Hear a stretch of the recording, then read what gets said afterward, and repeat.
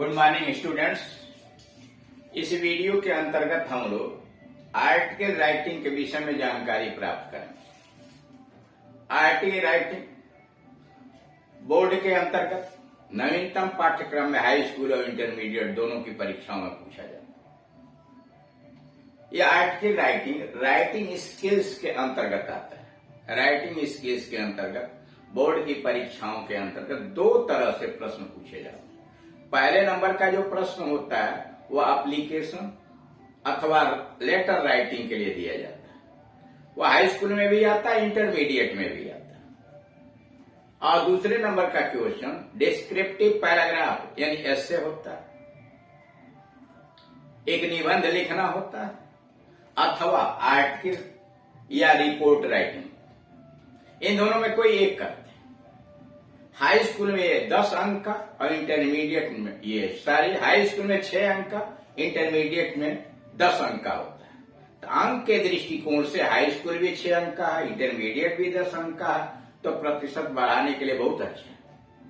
लेकिन एक अच्छा आर्टिकल हम तभी लिख सकते हैं जब उसके विषय में, उसकी सावधानियों के विषय में, उसके क्या क्या पार्ट हैं अच्छी तरह से जानकारी हो। एक अच्छा आर्टिकल लिखने के लिए क्या क्या विशेषताएं होनी चाहिए, इसके संबंध में पार्ट 1 और पार्ट 2 में 2 वीडियोज डाले गए हैं। उन्हें आप समझिए, देखिए और उसे ज्ञान प्राप्त करने की कोशिश कीजिए। अगर फिर भी कोई आपको परेशानी खड़ी होती है तो आप इस नंबर पर कॉल करके आप अपनी समस्या का समाधान कर सकते हैं। जितना अधिक आप एक्सरसाइज करेंगे, वीडियोज देखेंगे और हल किए गए एक्सरसाइज को पढ़ेंगे, उतना ही इस क्षेत्र में आप कुशल होते चले जाएंगे। आपके वोकेबुलरी पर पकड़ बनेगी। सेंटेंस कंस्ट्रक्शन कैसे है उसके विषय में जानकारी प्राप्त करेंगे और किसी भी सूचनाओं को क्रमबद्ध तरीके से कैसे लिखा जाता है इसके विषय में भी आप कुशल हो जाएंगे। तब किसी भी दिए गए विषय वस्तु पर आप किसी पत्र या पत्रिका में प्रकाशित करने के लिए एक अच्छा आर्टिकल लिख सकते हैं। यहां पर उसी का एक उदाहरण पेश किया गया है। पहले क्वेश्चंस को सावधानी पूर्वक पढ़ते हैं कि वो मांग क्या रहा है, किस विषय वस्तु पर लिखने के लिए कह रहा है। India is a land of diversity. Bharat विविधताओं का देश है। India is a land of diversity. Bharat विविधताओं का देश है। One way in which it makes us feel proud of it. One way एक तरीका in which it makes us feel proud of it. एक तरीका वह जो हमें स्वाभिमानी बनाता है, गर्व दिखाता है कि इस पर हम गर्व करें, गर्व महसूस करें इंडिया पर। Is the number of festivals we enjoy. और वह है काफी संख्या में त्योहार जिसका आनंद हम लेते हैं। Right an article on festival of India. कर आप फेस्टिवल्स ऑफ इंडिया पर आप एक त्योहार लिखिए। यू आर करुणा और करुणा। आपका नाम करुणा या करुणा है। तो आप दुनिया भर का त्योहार हिंदुस्तान के अंतर्गत देखते हैं, चाहे वो हिंदू हो, मुसलमान हो, ईसाई हो, सब लोग मनाते रहते हैं। Answer festivals of India, Bharat के त्योहार बाई कर या करुणा। अब यहां से स्टार्ट किया जाता है। Festivals of India are periods of celebration. कर भारत के जो त्योहार हैं वह सेलिब्रेशन का, मनाने का एक अवधि होता है। Playing an important role in the life of Indian people. और यह भारतीय लोगों के जीवन में एक महत्वपूर्ण भूमिका अदा करता है। Festivals of India periods of celebration. Bharat के जो त्योहार हैं वह समारोहों की एक अवधि होती है। Playing an important role in the life of Indian people. और भारतीय लोगों के जीवन में यह एक महत्वपूर्ण भूमिका अदा करती है। When religion intervened to invest the festivals. जब when religion intervened to invest the festivals with spiritual meaning. और जब त्योहारों का आध्यात्मिक अर्थ के साथ जुड़ाव कर दिया जाता है। When religion intervened to invest. और जब धर्म का आंतरिक जुड़ाव हो जाता है to invest the festivals with spiritual meaning. आध्यात्मिक अर्थ में त्योहारों को जोड़ दिया जाता है। This joy came to be identified with the joy of worship. तो यही आनंद पूजा का आनंद से परिचित कर दिया जाता है। यानी इन त्योहारों को अध्यात्म से जोड़ करके और पूजा के आनंद का त्योहार बना दिया जाता है। The festivals are still associated with religion. ये त्योहार अब भी धर्म से जुड़े हुए हैं। The festivals are still associated with religion. यह त्योहार अब भी धर्म से जुड़े हुए हैं। As well as participation in productive, और साथ ही साथ उत्पादकता के सहभागिता से जुड़े हुए हैं एक्टिविटीज। उत्पादन करने वाले क्रियाकलापों से जुड़े हुए हैं विद द सीजन। आप देखिए वर्ष में जितने भी मौसम होते हैं उसमें उत्पादन में क्या क्या प्रक्रिया होती है। फसल बोया जाता है, फसल काटा जाता है, उसके द्वारा भी त्योहारों को जोड़ दिया जाता है। धर्म और आध्यात्मिक मामलों से पूजा पाठ से तो जुड़ा ही हुआ है यह, लेकिन इसके अलावे वर्ष के अंतर्गत जितने भी मौसम होते हैं उसमें उत्पादकता से संबंधित जो क्रियाकलाप होते हैं उससे त्योहारों को जोड़ दिया जाता है। दे हार्वेस्टिंग फेस्टिवल्स, फसल काटने का त्योहार।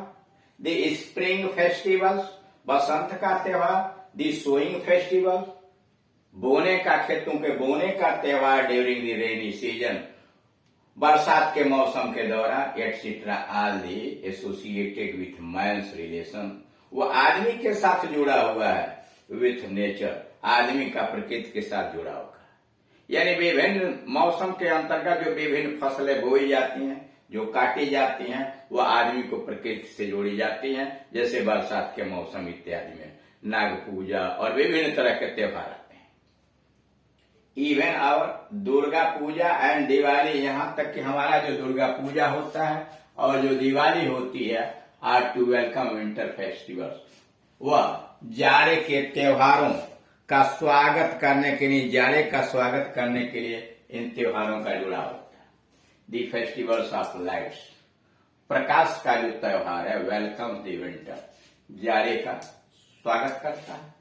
यानी दिवाली प्रकाश का त्योहार। The festival of lights welcome the winter, किया प्रकाश का त्योहार जाड़े का स्वागत करता है। आर हार्वेस्टिंग सीजन, या यह कह लिए फसल काटने के मौसम का स्वागत करता है। यानी धान की फसलें, खरीफ की फसलें कटती हैं, उसका स्वागत करता है। The festivals have their roots in the age old folk tradition. कारा यह त्योहार जो है न युगों युगों से परंपराओं के, प्राचीन परंपराओं से इनकी जड़ें जमी हुई हैं। The festivals have their roots in the age old folk tradition. कारा यह जो त्योहार है इनको पुराने जमाने के प्राचीन लोक परंपराओं से जुड़ी हुई हैं। And the impulses of common man, और सामान्य आदमी की भावनाओं से जुड़ी हुई है। Of course as in primitive society, social relations corresponded simply with forces of the production of the course। वास्तव में एज इन प्रिमिटिव सोसाइटी, जैसा कि समाज के प्राथमिकता के रूप में, सामाजिक संबंधों के रूप में, करस्पॉन्डेड, और उसका व्यवहार अपनाया गया simply with the forces of production. यह उत्पादन के ताकतों से इसका जोड़ा गया। दी फेस्टिवल मतलब इन त्योहारों को उत्पादन करने वाली ताकतों से इनको जोड़ दिया गया कि फसलें अच्छी होंगी, उत्पादन अच्छा होगा। दी फेस्टिवल्स रिवील, त्योहार प्रकट करते हैं। दी हार्मोनी ऑफ कम्युनिटी, का त्योहार हमें समुदाय के समरसता को प्रकट करते हैं। Festivals reveal the harmony of community living without any barrier. कारा बिना किसी बाधा के समुदाय जो है, जो आपस में रह रहे हैं, उनके समरसता को प्रकट करता है। द रीजनल फेस्टिवल्स, क्षेत्रीय त्योहार। Differ from one state to another. क्षेत्रीय त्योहार एक प्रदेश से दूसरे प्रदेश में भिन्न होते जाते हैं। द रीजनल फेस्टिवल्स, क्षेत्रीय त्योहार, differ from one state to another, एक स्टेट से, एक राज्य से दूसरे राज्य में भिन्न हो जाते हैं। The manners in which they are observe, जिस तरीके से उनका मनाया जाता है, निरीक्षण किया जाता है, एंड सेलिब्रेटेड, जिस तरह से उनका निरीक्षण किया जाता है या मनाया जाता है, आर आल्सो डिफरेंट, वे भिन्न भिन्न है। यानी वही त्योहार एक राज्य में थोड़ा सा दूसरे तरह से मनाया जाता है, दूसरे राज्य में दूसरी तरह से मनाया जाता है। But even though the festivals today have lost much of their significance, but even though फिर भी the festivals today, आज के त्योहार, have lost much of their significance, अपना महत्व काफी कुछ खो चुके हैं इन मॉडर्न टाइम। लेकिन आधुनिक समय के अंतर्गत ये त्योहार अपने महत्व को काफी कुछ खो चुके हैं। They still have definite rule, वे अब भी अपनी भूमिका रखते हैं to play in keeping of the forces of this integration, अनेकता के ताकतों को दूर रखने का अब भी यह ताकत रखते हैं इन आवर सोसाइटी टुडे। आज भी यह त्योहार हमारे समाज के अंतर्गत अनेकता की भावनाओं को फैलाने वाले लोगों को दूर रखने का प्रयास करते हैं। यानी त्योहार के माध्यम से समाज के विभिन्न वर्ग, विभिन्न जातियों, विभिन्न संप्रदायों के लोग के बीच एक समरसता उत्पन्न होती है और उस समरसता के माध्यम से लोगों के बीच भाईचारा उत्पन्न होता है। तो इस तरह से आपने देखा कि दिए गए विषय वस्तु को, यानी जिस पर आपको आर्ट के लिखना है, उसे सावधानी पूर्वक पहले पढ़ते हैं, मनन करते हैं कि उसके विषय में सूचनाएं कहां से कलेक्ट होंगी और किस तरह से कलेक्ट होंगी।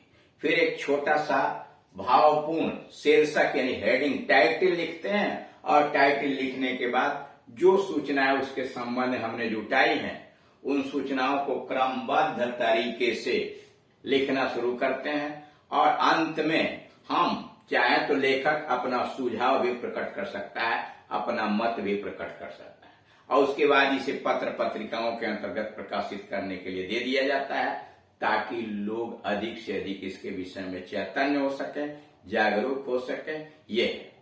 यानी ये तरीका है आपके आर्ट के लिखने का।